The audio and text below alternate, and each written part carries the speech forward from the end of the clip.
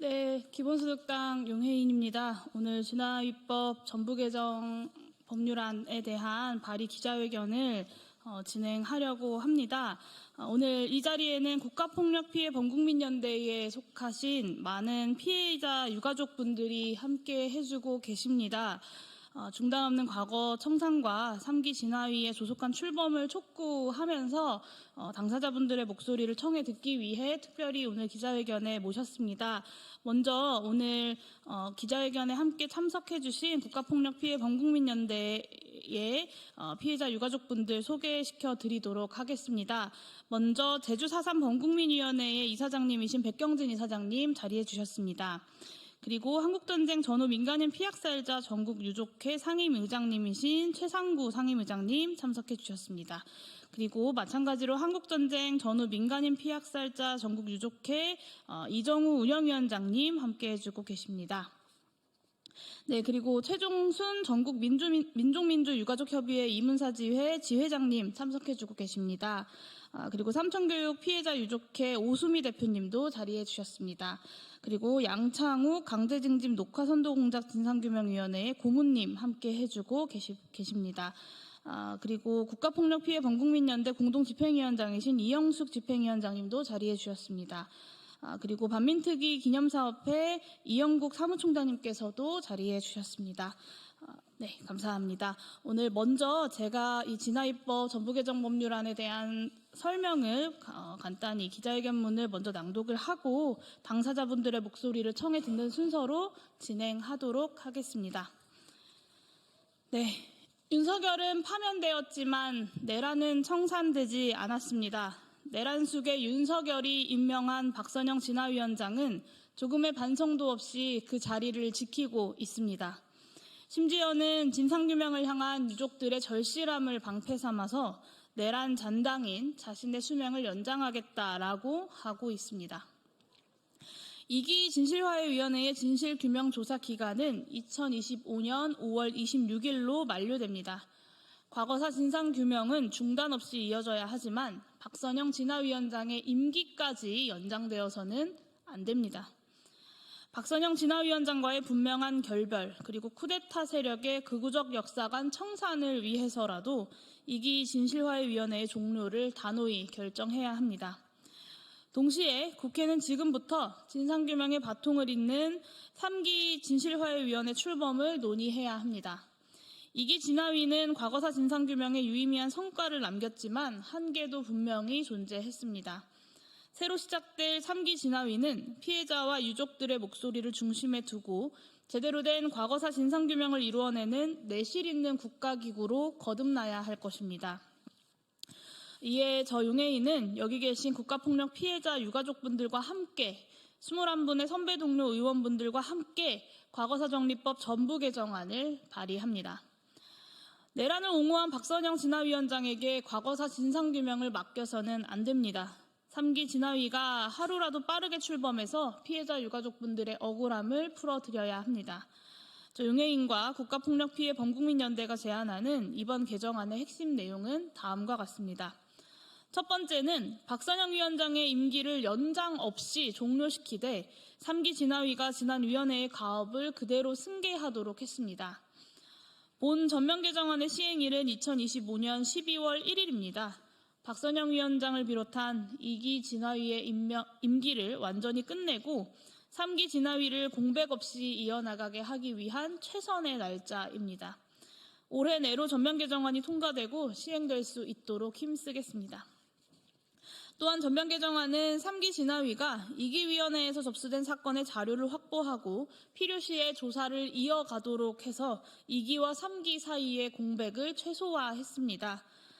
두 번째입니다. 위원장에 대한 국회 탄핵소추권을 보장해서 위원회 운영에 민주적 견제 장치를 마련했습니다. 윤석열 정부 출범 이후에 2기 진화위는 극우적 역사관을 가진 위원장들이 연달아 들어서면서 본연의 목적을 완전히 잃어버렸습니다. 개정안은 다시는 위원장 한 사람으로 인해서 과거사 진상규명이라고 하는 우리의 목표가 훼손되지 않도록 국회의 위원장에 대한 탄핵소추권을 보장했습니다. 세 번째입니다. 위원회의 충분한 조사 기한과 권한을 보장해서 내실 있는 조사가 가능하도록 했습니다.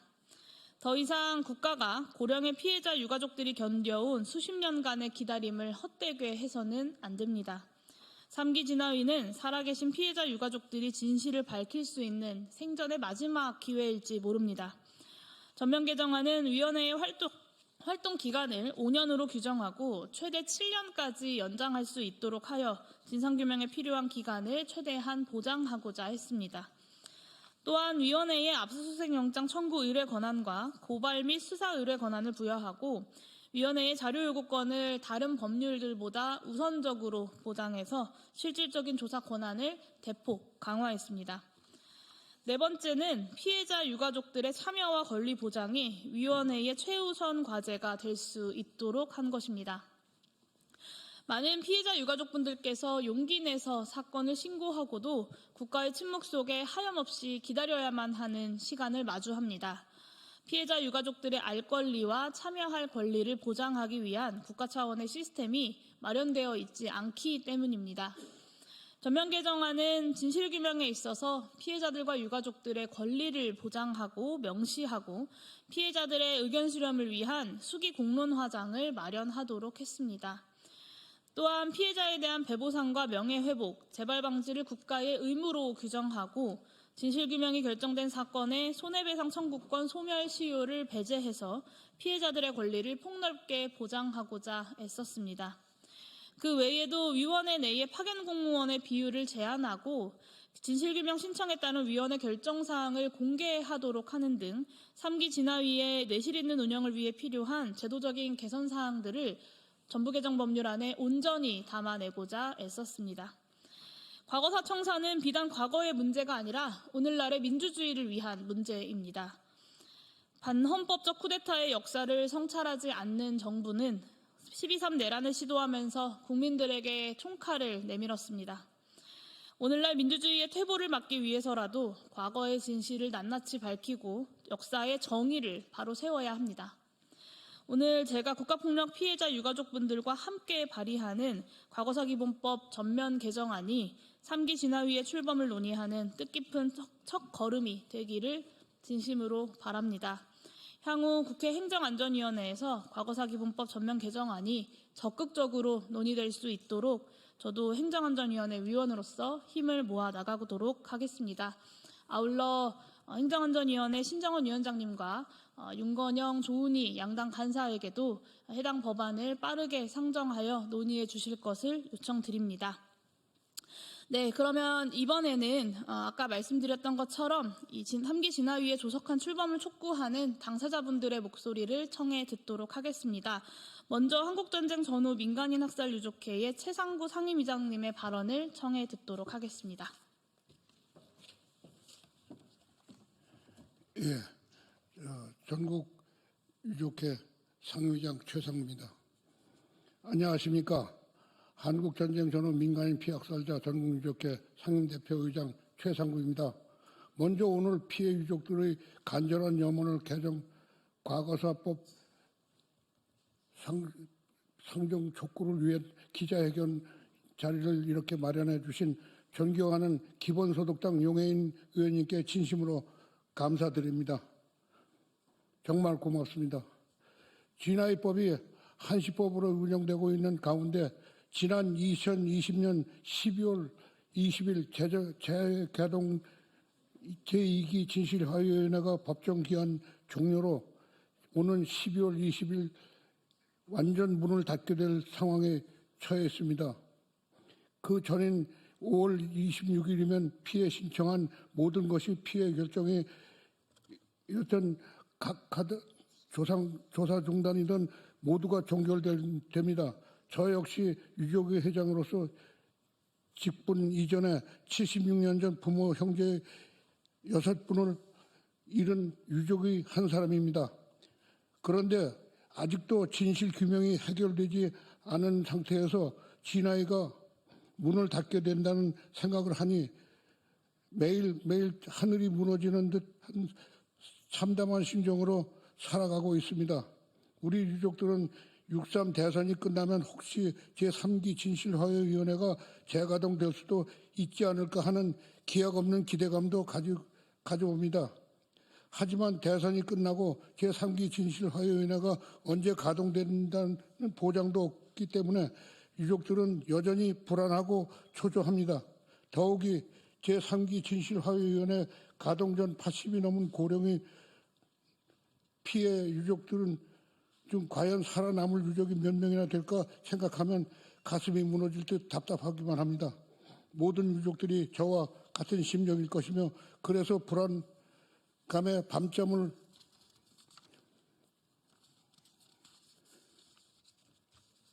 설치며 한숨 소리만 더욱 깊어진 것이 자명합니다. 아직도 피해 신청 조사 하지 못한 수십만 명의 피해 유족이 차지하고라도 현재 2기 진실화해위원회 신청한 1만여 건 중 3천여 건 이상이 여전히 미해결 사건으로 남아 있습니다. 고령의 피해 유족들은 죽기 전 부모 형제들이 억울한 죽음을 대해 진실규명을 보기 위해 눈 버티며 애타게 나날을 보내고 있습니다. 그런데 아직도 해결되지 않은 상태에서 오는 5월 26일 이면 이 문을 닫는다는 생각을 하면 가슴이 갈갈이 찢어지는 심정입니다. 살 날이 얼마 남지 않은 우리 피해 유족들은 과거사 문제가 중단이 없이 이어지기만을 아주 간절히 바라고 있습니다. 원컨대 국회 2기 진실위원회가 문 닫기 전에 이번 개정과 과거사법 꼭 통과시켜 3기 진화위가 중단 없이 이어질 수 있도록 도와주실 것을 간곡히 요청드립니다. 전국 각지 유족들은 중단 없는 과거사 해결을 절실히 염원하고 있습니다. 도와주십시오. 감사합니다. 25년 4월 24일.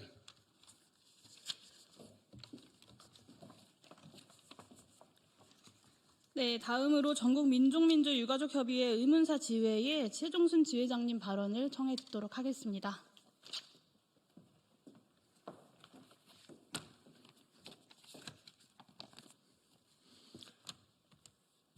민족민주유가족협의회 의문사 지회장 최종순입니다. 국가폭력피해 범국민연대에서 활동하고 있는 의문사 지회는 지난 5년간 진화의 활동을 다음과 같이 기억합니다.